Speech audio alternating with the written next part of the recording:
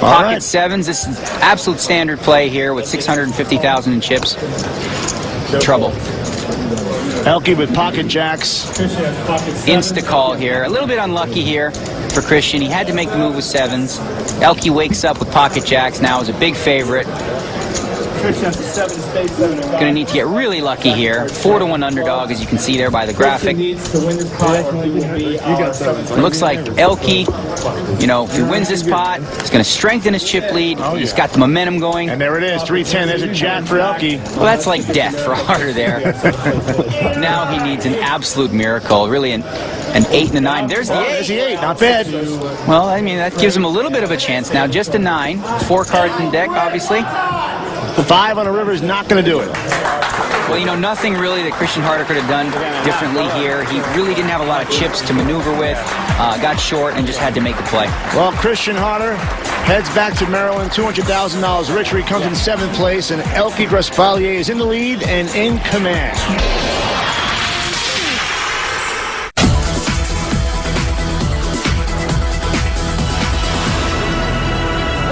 The Atlantis Resort here in the Bahamas. This record-breaking PCA championship is now down to 6 players.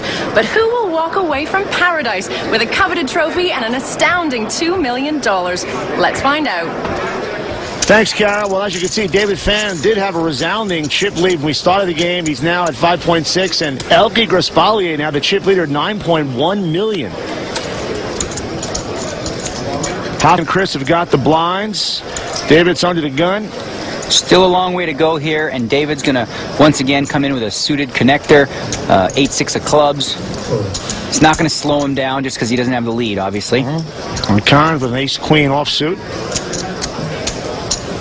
Well, you know, 6-handed with a hand like ace-queen in the small blind against a guy like David Pham, I don't know that I would let him see a flop here in position. I'd probably make a re-raise. Kuykendall's got a king-9. We got a 3-way pot. The price is right. He makes the call. We're going to have 3 players. Here comes the flop. 10 jack queen. Wow, Kuykendall makes it straight here. Well, this is a death flop for Khan right here. He's got top pair with an ace kicker. Pham, of course, misses completely. And Kuykendall hit a miracle with a straight there. Table checks around. Well, David Pham makes a good check. He probably senses some weakness. It's a bad flop for him to bluff at. Deuce of clubs on the turn. Again, a check here. That's surprising a little bit with top pair now. Checking it twice. Kuykendall, you make a nice play here, no? You got to make a bet at it for sure. Couple hearts there. 225,000 chips from Kuykendall. Not an overly big bet. It's more like a feeler bet. David has nothing. He's going to get out of the way. Yeah. Now the question is, how is Khan going to approach this hand? He's got to feel like he's got the best hand here. He's played it slow by just checking the flop and again checking the turn. He could make a raise here, but he's going to play it safe. He decides to just call.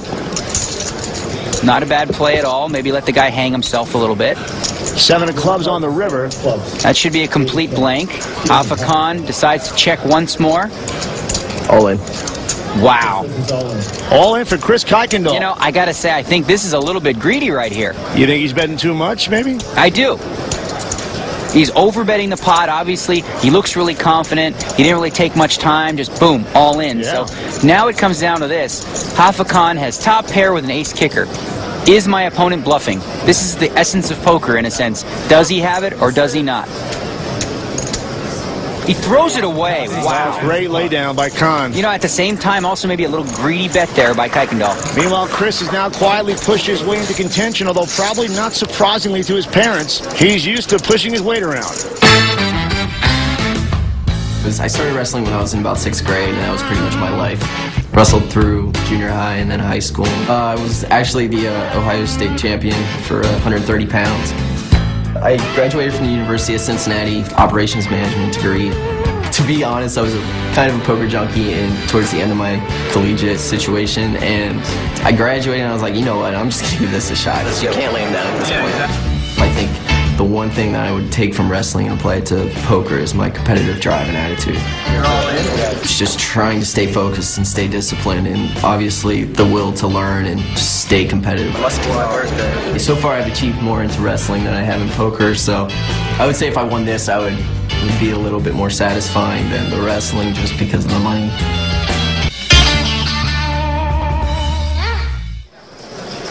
And Chris's parents have to be feeling pretty proud and anxious right now. I wonder which feels worse, Daniel, getting slammed to the mat or losing $2 million in a poker match. Well, you're asking the wrong guy, because I don't care about money, but I definitely don't like pain whatsoever. I've lost a couple million before. It's not the end of the world. So our blinds are now 40 and 80,000. Khan's got pocket sixes. He raises to 220,000. Pretty standard size raise. 240,000 would be 3 times the blind. A lot of players like to sort of trim the fat a bit and make it maybe 220. I do too. I like to come in for a little smaller. Falls to Joe on the big blind, who's got a king-queen offsuit.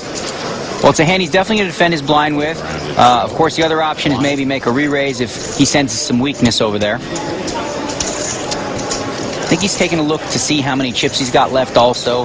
You know, how much does this represent in my stack size? Got a call here. He knows what he's doing. Yep. Like you said, the kid's good. So we're going to have a coin flip. Of course, Khan in position.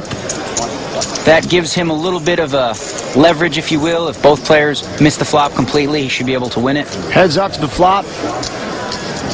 Deuce 3-10 on the flop. Right, that looks like a pretty good flop for 2 sixes. Alpaya checks.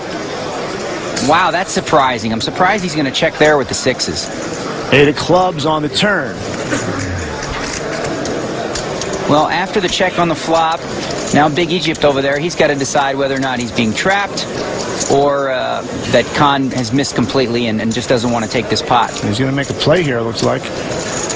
225,000. Okay, now since Khan checked the flop, he's got to be thinking, well, you know, I could be up against a draw if Alpaya has something like Jack-Queen of clubs or something like that. 2 sixes could very well be the best hand right here. Yeah. And since he checked the flop, he's probably got to at least call here and then see what happens on the river. See if Alpaya... he folds! Oh, he lays it down. Now, you know, after making the really good lay down with the ace-queen, I got to say I'm not a fan of the way he played this hand. He had to bet these sixes on the flop there for sure. You'd repop those, right? Can't say. Oh, he can't say because you had nothing. That's why. The best. Yeah, you did not have the best hand. He's giving him a little smirk and smile with the lie there. Big lies flow from Big Egypt, with a lot more big-time poker left to be played for the remaining 6.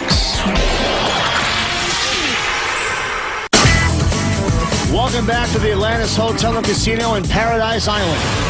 The PCA began with a field of over 1,100 players, which included some of the biggest names in the sport. But the cards were not too kind to most of them. Even top pros like Barry Greenstein were not immune to the many landmines lying in wait out in the field. Barry watches his pocket kings were blown away by Havad Khan's pocket aces.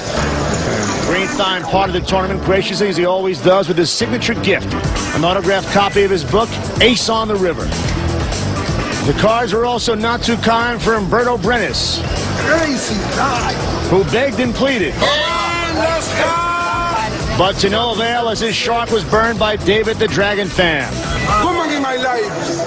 Mr. Brenes was also gracious in defeat in his own way.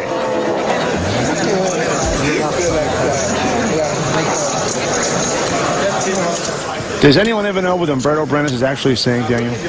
I've actually learned how to speak Umberto.